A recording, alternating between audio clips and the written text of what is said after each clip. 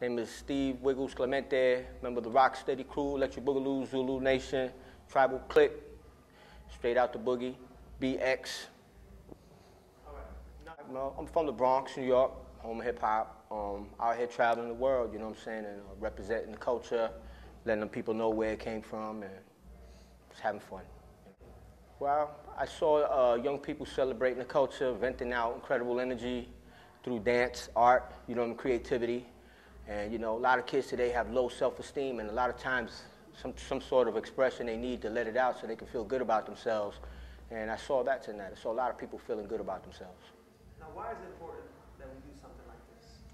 Well, I feel like what hip-hop did for the youth in the Bronx was very important, because back in the days in the BX, we didn't have much. It's like a flower grew out of the gutter.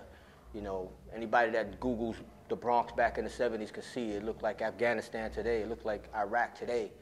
And, you know, we were growing up in extreme conditions.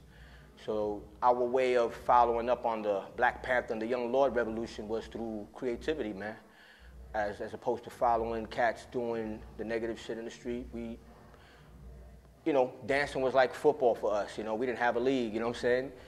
Graph, MCing, b-boying. So, you know, it's important to let the cats out here know all over the world that there's other alternatives to what they might see in the street, because they're exposed to a lot, man. And you look at TV, these kids are being exposed to amazing, foul stuff, you know, and they need something in their life, you know, help uplift them.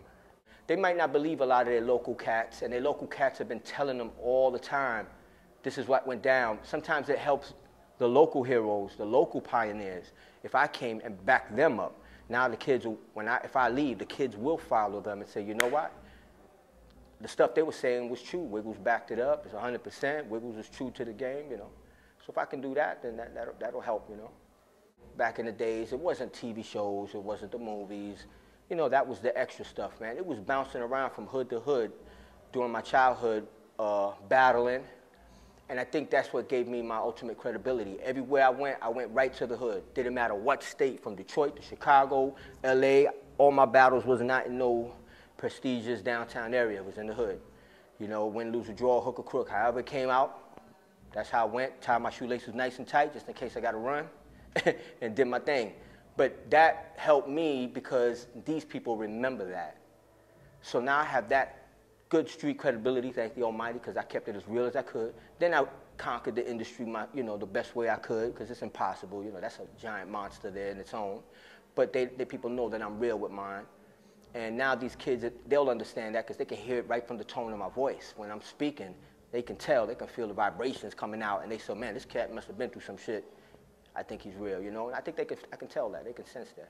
No, you Latino, you Puerto Rican? See? Boricua. Okay, there's a lot of new people in hip-hop music that don't know about the early Puerto Ricans. That's right. That helped shape this, because I do understand yeah. the history of breakdancing and b-boying. Yep.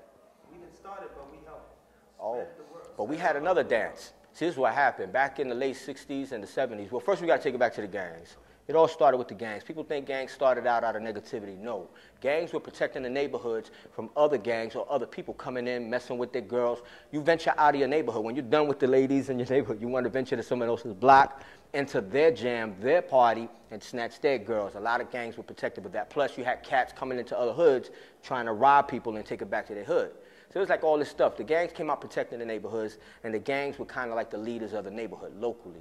And that we got to take it first. We got to drop it back to the Savage Skulls, Savage Nomads, the Javelins, all the original Latino gangs, you know. And then you got the Black Spades, you know what I'm saying, Zulu Nation. You had, you know, a lot of incredible gangs coming out of that whole era.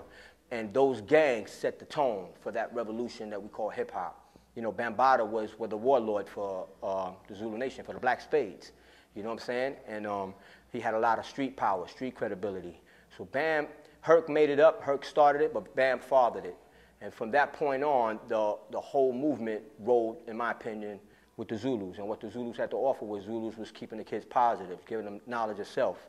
You know, you had white cats, Latinos, you know, blacks, everything, all in one giant family. Now, the Latino role, we had a dance called Rockin'.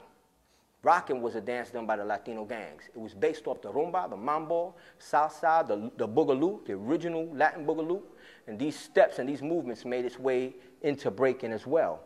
And, you know, the brothers and the Latinos was hand in hand creating this dance. But in the early 70s, we were, you know, separate. But when the scene came together, '75, you had cats from the Zulu Kings rocking with the cats like Crazy Commanders or South Soul Crew.